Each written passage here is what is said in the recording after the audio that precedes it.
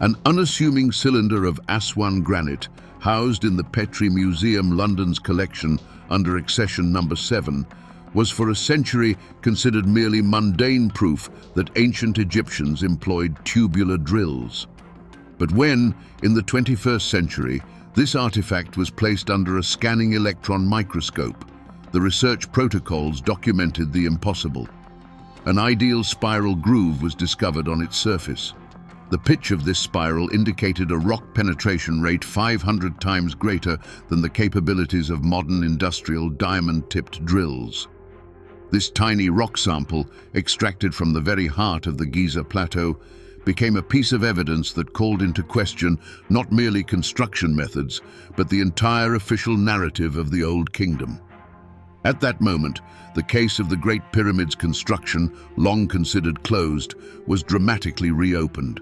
4,600 years ago, the Nile Valley pulsed with its eternal, unyielding rhythm, dictated by the great river's annual floods. It was a civilization of order, where every individual, from the humble farmer to the high priest, understood their designated place in the cosmic hierarchy. The great Sneferu, Khufu's father, the pharaoh builder, had only recently passed from this world, leaving behind 2 colossal mausoleums in Dashur, the Bent Pyramid and the Red Pyramid. They represented the pinnacle of engineering ingenuity of their age, an apotheosis of technology built upon copper, diorite, wood, and boundless human might. Egypt's architects and priests were convinced they had reached the very limits of what was achievable.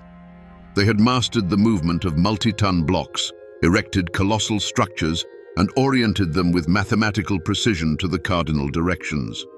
Their world was stable, their knowledge seemed exhaustive. Tens of thousands of people annually during the Nile's inundation were released from agricultural labor, transforming into a disciplined army of builders ready to manifest the will of the gods on earth. The system operated like a flawless mechanism. The new ruler, Khufu, was a man of a different caliber.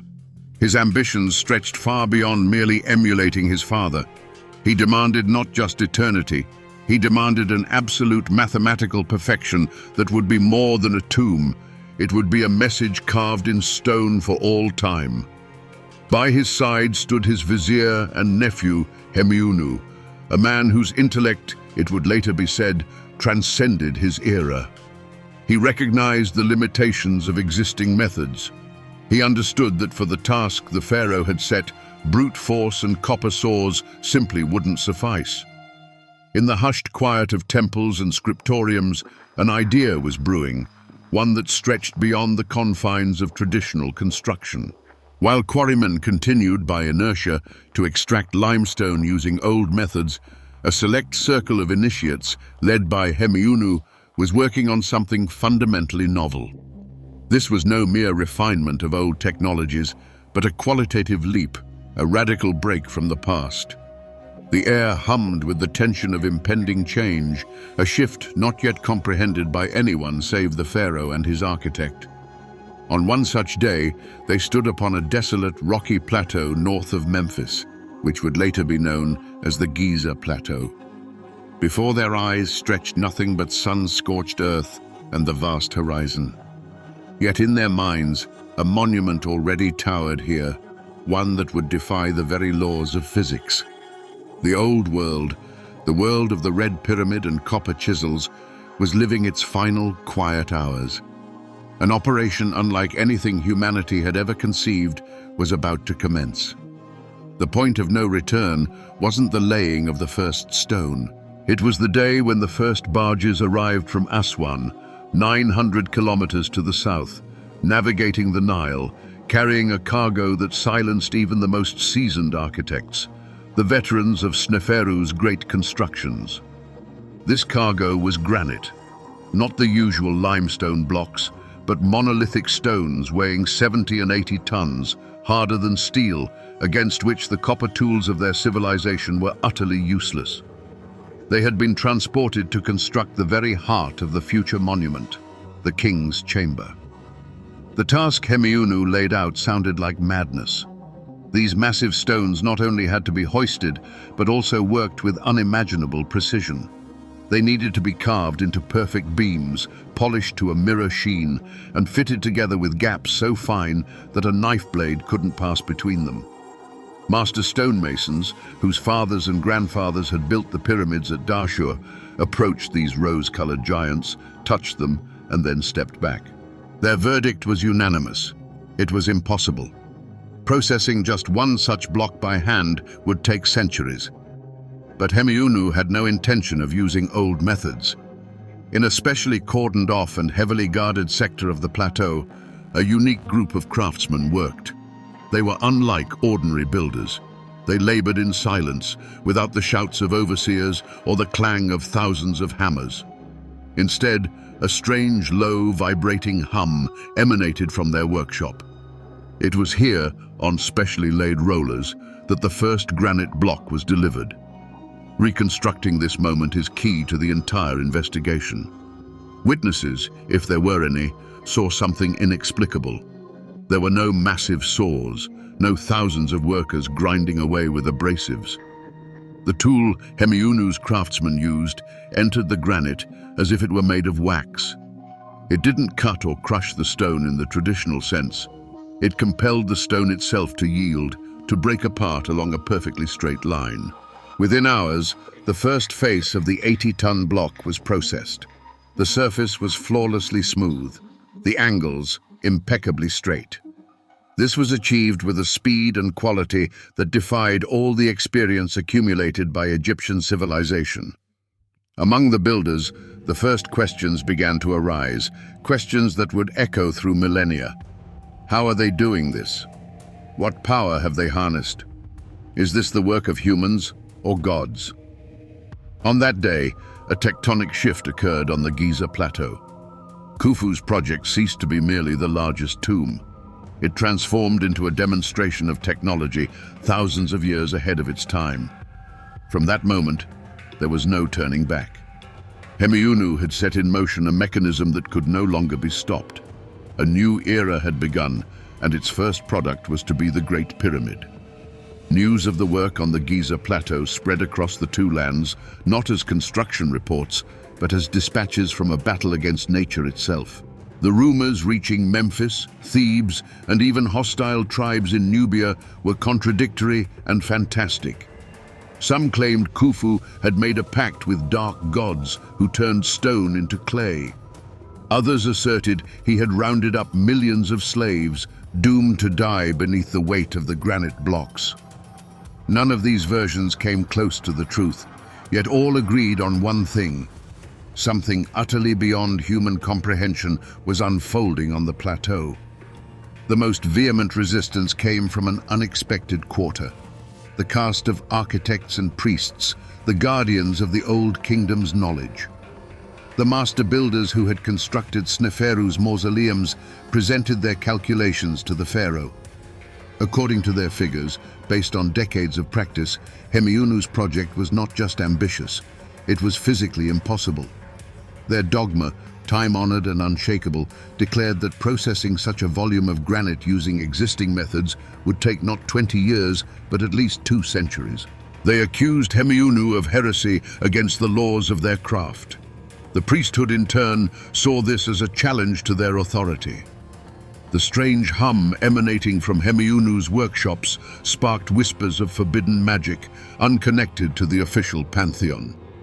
If the pharaoh could command stone without their rituals and blessings, it undermined the very foundations of their power. They made no attempt to understand the technology. They sought only to condemn it as impious, as a violation of the God-established order. This wall of incomprehension, built from fear, envy, and dogma, proved to be the project's best defense. Khufu's enemies and rivals wasted their energy arguing about methods not used and battling threats that didn't exist. They were blinded by their own experience, which screamed that what was happening was impossible. No one, absolutely no one, could entertain the thought that the key wasn't the number of laborers or magic, but a fundamentally different scientific approach. Hemiunu did not refute the rumors. He allowed them to grow and multiply, creating a noise that masked the reality. While the old elites tried to ban or discredit his work, accusing him of madness and extravagance, the true technology gained power in the shadow of widespread misconception. The misunderstanding of his contemporaries became the primary resource that allowed the project to be completed in the strictest secrecy. To crack this case, we must step back from historical dogmas and apply the methods of forensic investigation. The crucial question is, what tool did a Bronze Age civilization use to process granite, one of the hardest minerals on the planet?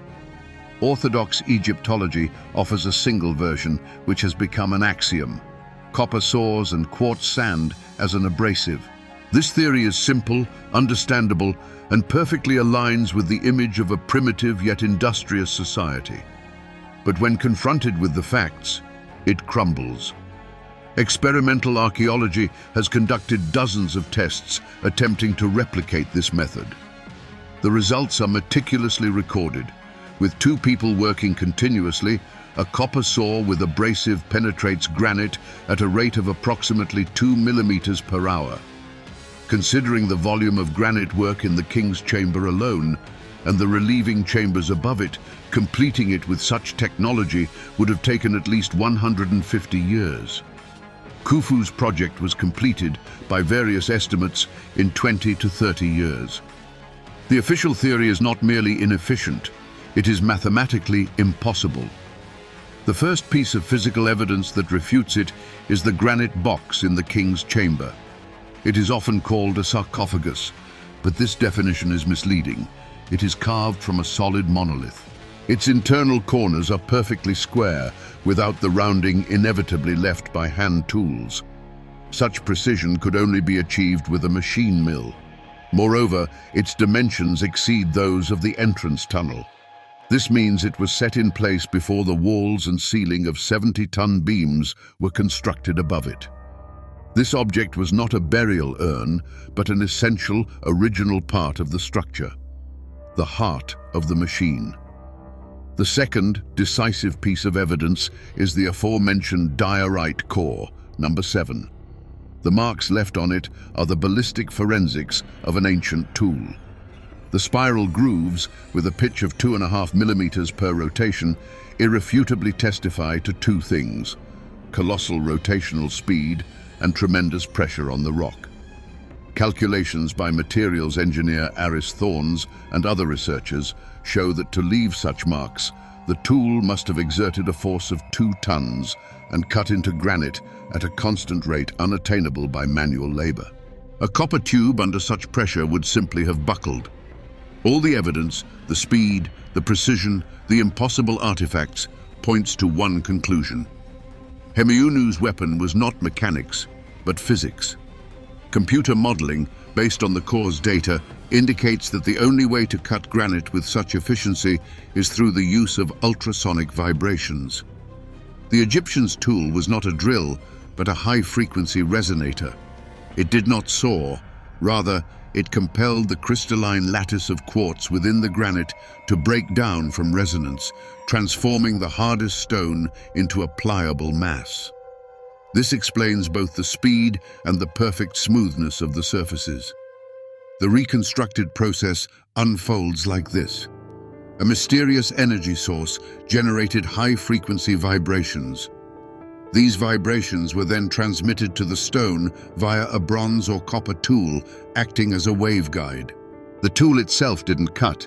It was merely a transmitter, a focused tip delivering energy to the desired point. The low, quiet hum heard on the plateau was the sound of this technology at work. The sarcophagus at the pyramid's heart, installed first, may have served as a colossal tuning fork, calibrating the entire system. Hemiunu's opponents had no counter, nor could they have, against this weapon. For it was founded not on material superiority, but on intellectual prowess. The secret lay not in the alloy's composition, but in an understanding of the laws of acoustics and solid-state physics. This knowledge was impossible to copy. Enemies could steal a copper chisel, but they could not steal a fundamental scientific theory. Hemiunu waged war not with tools, but with knowledge. In the 7th year of construction, the project teetered on the brink of catastrophe. This was no workers' revolt or palace intrigue. The blow came from nature itself, calling into question Hemiunu's fundamental calculations. The pyramid had already risen to 1/3 of its height, forming a colossal core of limestone blocks. But when it came time to install the granite ceiling beams above the Queen's chamber, the unforeseen occurred. Engineering calculations, based on the experience of previous constructions, failed. One of the colossal blocks, hoisted to a dizzying height of 50 meters, cracked during installation. It was a microscopic hairline fracture, imperceptible to the naked eye, yet to Hemiunu it sounded a chilling death knell. The colossal weight of the upper courses of masonry created pressures his predecessors had never accounted for on such a monumental scale. Even granite, the sturdiest of materials, was failing. If one block cracked, the others would surely follow. The entire structure of the central chamber, the very heart of the pyramid, was destined to buckle under its own colossal weight the moment another 100 meters of masonry were piled above it. Work ceased immediately. An ominous silence descended upon the plateau, broken only by the mournful howls of the desert wind. The news reached Memphis in a heartbeat. For the old guard of architects and priests, this was a triumphant moment. Their dire predictions had come true. The heretic Hemiunu had been defeated. They hastened to the pharaoh with their meticulously prepared reports, each one a testament to the project's demise, asserting that the immutable laws of nature had proven stronger than any human hubris. They demanded an immediate halt to construction, that the existing work be dismantled, and that Khufu return to the proven safe methods of the great Sneferu. Khufu found himself in an impossible bind. On one side stood his brilliant architect, whose audacious methods had, until now, worked wonders, but now seemed to have led the entire project into an insurmountable dead end. On the other, the combined might of the state and religious apparatus, vehemently asserting that any further work would be a guaranteed fiasco, one that would not only squander colossal resources, but also forever stand as an eternal monument to his failed reign. For several agonizing weeks, the future of the Great Pyramid hung by a thread. It seemed the monument would remain unfinished, a colossal rebuke to its creator's boundless ambition. The narrative of revolutionary technology crumbled under the weight of one simple, brutal fact.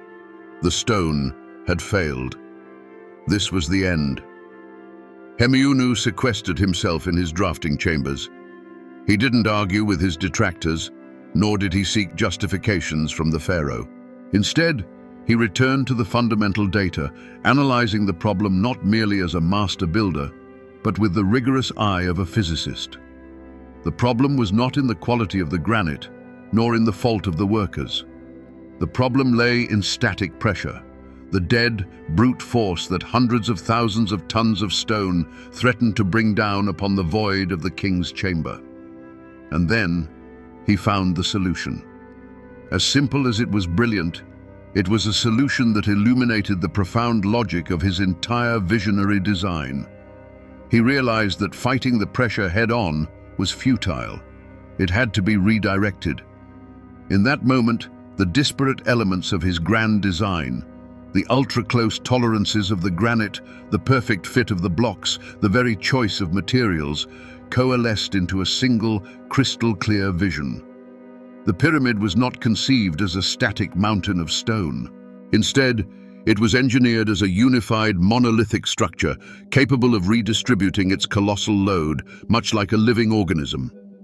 His stroke of genius lay in creating not one, but 5 tiers of relieving chambers above the king's chamber. This was a construction unparalleled in human history. 5 layers of massive granite beams, each tier separated by empty spaces. The uppermost layer was even arranged in a gabled, inverted V shape. This entire system acted as a colossal shock absorber. The immense pressure from the pyramid's upper layers no longer bore down directly on the chamber's ceiling, but was, through this multi-layered construction, skillfully diverted outwards into the massive bulk of the entire edifice. He didn't just solve a problem, he transmuted it into an integral element of his grand system. When Hemiunu presented Khufu with the new blueprints, it was a moment of profound intellectual catharsis. His opponents, who thought only in terms of simple supports and beams, saw merely senseless overcomplication and a wasteful expenditure of precious granite. They failed to grasp that Hemiunu was not merely creating a roof, but an intricate engineering node operating on principles of structural mechanics that would not be formally discovered for another 4.5 millennia. It was this very detail, the 5 relieving chambers, that became the decisive clue, explaining the absolute necessity of the advanced sonic technology. Only such a method could achieve the flawless fitting of the beams, transforming them into a unified monolith, capable of performing as a single, indivisible entity. The slightest gap, the smallest imperfection, and the entire system would have failed. This ultra-precise processing technology wasn't a whimsical extravagance. It was an absolute engineering imperative for the realization of this ingenious solution. The pharaoh made his choice. He dismissed the arguments of the conservatives and ordered the immediate resumption of construction according to the new plan. Hemiunu didn't just save the project. In that moment of profound crisis, he unveiled the true, breathtaking scope of his vision. The pyramid was not merely a crude die of stones, but a finely tuned engineering marvel where every single element performed a specific, critical function. And now, this intricate mechanism was ready for completion. Based on all available evidence, we can, with high precision, reconstruct the final act of this engineering drama. Work recommenced. Tens of thousands of laborers continued to raise the outer layers of the pyramid from limestone, creating a colossal stepped structure. But the true action unfolded at its very core, more than 50 meters above the desert floor. It was here, via internal ramps and with the aid of complex lifting mechanisms, that the granite megaliths processed below were meticulously delivered. Each of these blocks, weighing up to 70 tons, was a product of the new technology. In isolated workshops, a vibrating instrument, powered by an energy source unknown to us, penetrated the unyielding stone. It didn't saw it, leaving jagged edges. Instead, it induced a controlled structural breakdown of the rock along a predetermined line. The result was perfectly planar surfaces with a mirror-like polish and impeccable right angles. Each block was not just a building element, but a precision component of a colossal mechanism. The assembly proceeded in a strict sequence. First, the granite resonance box was installed at the base of the future chamber. Then, monolithic walls were erected around it, fitted together with micron-level precision. The gaps between them were so infinitesimally small that the joints appeared as a single seamless plane. This wasn't an aesthetic whim. It was a crucial requirement for the uniform distribution of the immense load. Once the walls were ready, the installation of the ceiling, the first stage of the relieving system, began. Next, step by painstaking step, Hemiunu's engineers constructed his greatest invention. Above the chamber's ceiling, the first layer of granite beams was laid. Then, a small gap was left, and the second layer was installed, followed by the third, the fourth, and the fifth. The final, topmost layer was crafted in the form of a gabled roof, designed to most efficiently redirect the vector of force. This multi-layered structure embraced the weight of millions of tons of stone that would be built above it, and, like a colossal spring, dissipated this monstrous pressure, channeling it away from the chamber's void and into the monolithic body of the pyramid. Once this ingenious node was completed, the remaining work became a matter of refined technique. The pyramid grew, tier by tier, until it reached its designed height of nearly 150 meters.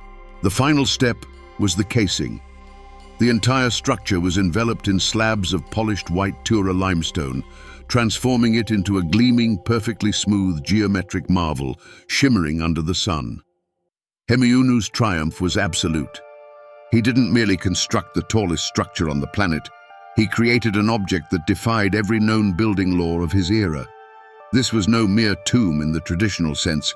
It was an engineering masterpiece, an eternal monument not so much to a pharaoh as to the boundless power of human intellect that dared to tread an entirely different technological path. All procedural questions were silenced. Before the world stood the undeniable result. When the final casing stone was meticulously set and the Great Pyramid emerged before the world as a gleaming geometric ideal, for most Egyptians it was a triumph of divine order. Yet behind the scenes of this monumental achievement, a quiet tragedy was unfolding. The first to fall were precisely those architects and priests whose accumulated wisdom had guided Egypt's construction for centuries. Their hard-won expertise, their meticulously refined canons and dogmas, all of it was publicly humiliated and trampled by Hemiunu's single, audacious project. They were not merely proven wrong, they became living relics, custodians of outdated knowledge in a world that had suddenly vaulted light years ahead. Their authority was utterly annihilated. Hemiunu himself, the genius who had seemingly bent the laws of physics to his will, now confronted the profound consequences of his own groundbreaking discovery. His technology was simply too powerful, too intricate, and far too destabilizing for a society built upon rigid hierarchy. It couldn't be simply passed down through generations like the craft of a stonemason. It demanded a deep, nuanced understanding of a field that didn't even have a name. This knowledge created an insurmountable chasm between a narrow circle of initiates and the rest of the world. It was profoundly dangerous. Therefore, as some researchers now postulate, an unimaginable decision was made. The very technology that constructed the greatest monument on Earth had to be deliberately buried. This was the ultimate act of state secrecy. The blueprints were incinerated, the unique tools, those vibrating resonators, were either destroyed or hidden so completely that they have remained undiscovered for 4.5 millennia. The select few masters who held the secret either carried it with them to their graves or were compelled into eternal silence. Knowledge itself was sacrificed on the altar of societal stability. Khufu and Hemiunu's victory, in essence, became a Pyrrhic one for Egyptian civilization. Rather than serving as the launchpad for a new technological era, the Great Pyramid became both its apex and its tomb. After achieving an incredible leap forward, Egyptian engineering thought recoiled. Already, the builders of the very next pyramid, for Pharaoh Khafra, though constructing a structure comparable in size, created an internal design that was significantly simpler, and the quality of stone workmanship was a magnitude lower. They simply could no longer replicate what had been accomplished just one generation prior. Thus, the magnificent triumph on the Giza plateau has a tragic, often overlooked, reverse side. The price of creating a perfect, eternal monument was the deliberate erasure of knowledge capable of changing the world. It was a choice of order over progress. The pyramid stands not as a symbol of continuous development, but as a monument to a unique, isolated flash of genius that the system was ultimately compelled to extinguish in order to survive. And so, we look once more at that unassuming granite cylinder stored under number 7. Now, it is no longer merely a rock sample. It is the Rosetta Stone of lost technologies. Its spiral grooves are an encrypted message left behind by the genius of Hemiunu, a silent piece of evidence that lay in plain sight for 100 years, waiting for us to develop the tools capable of reading it. Now, understanding the full story, we comprehend that within this tiny fragment of stone lies the signature of an entire scientific paradigm, one that we had deemed utterly impossible. The Great Pyramid ceases to be merely a pharaoh's tomb. It stands before us as a colossal technological device, its ultimate purpose still largely shrouded in mystery. Was it an acoustic resonator, capable of generating infrasound? A harmonic oscillator tuned to the Earth's frequencies? An astronomical observatory of unparalleled precision? We simply do not know. But we do know that it stands as a silent rebuke to our own self-assurance, as proof that our chronology of technological progress is not the only one. The legacy of this event is a fundamental challenge to our arrogance. The story of the pyramid's construction teaches us that ancient civilizations might have followed an entirely different path of scientific inquiry. Perhaps they didn't invent the steam engine or electricity, but they might have mastered the laws of vibration, resonance, and geology at a level still incomprehensible to us. We didn't just lose blueprints and tools. We lost an entire branch of human knowledge, an alternative path of development that was deliberately severed. And today, gazing at the stars from the Giza plateau, just as they did thousands of years ago, we are left with one chilling, inescapable question. What is more terrifying, to not know our past, or to realize that we have forgotten our future?